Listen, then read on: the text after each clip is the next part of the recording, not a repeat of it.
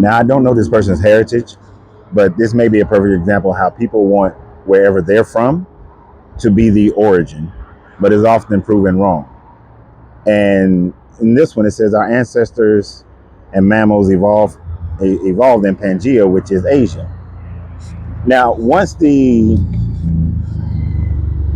theory of continental drift was proven, because first it was met with a lot of skepticism from true scientists, but it has been proven to be legit in its claim.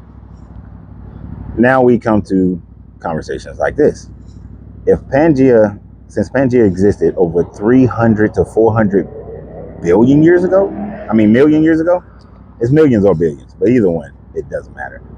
But I think it's 300 or 400 million years ago.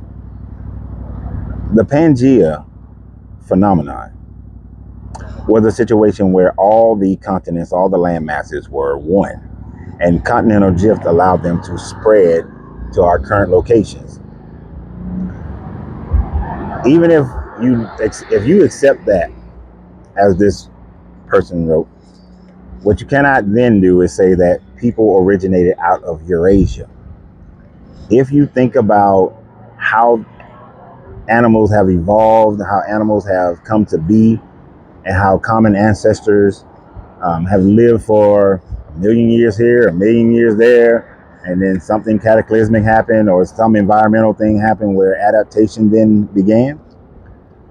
When you look at the map of Pangaea, an acceptable map, a map that most scientists will agree upon based on the current continental shifts, continental drifts, you will see that Eurasia up top is very far north, but you see that Africa, South America, and some of North America is more of an equatorial tropical area during the time frame of its origin.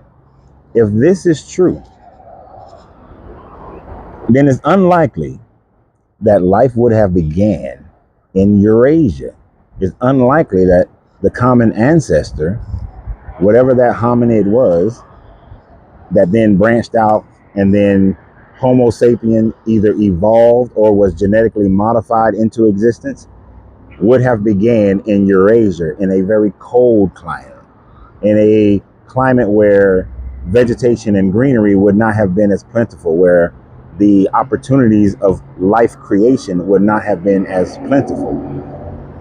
Therefore, and it's not because of the level of my melanation, I could be low melanated European, and I would still have to accept the scientific facts that life generally will begin in warmer, wetter, and higher vegetation environments. So if you accept Pangaea, then accept the fact that human life, or what was the predecessor to human life, would not have began in Eurasia. It would have began in a tropical environment, which would have been Africa, South America, and the lower parts of the Americas. And then as the continents drifted, separation happens, and then development continues, adaptation continues based on new environments. So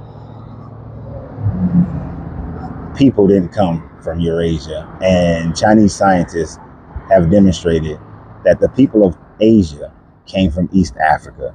The people of East Africa came from Southern Africa. And those are just facts, not wishes, not hopefulness, not what you want them to be to fit your propaganda of being the original people.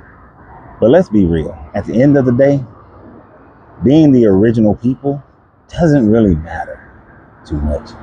How we treat each other today, how we live with each other today, how we can get to a point where we share our resources, where we are not judging people based on skin melanation, but just judging them based on their personalities, their attitudes, their morality. That's what's important.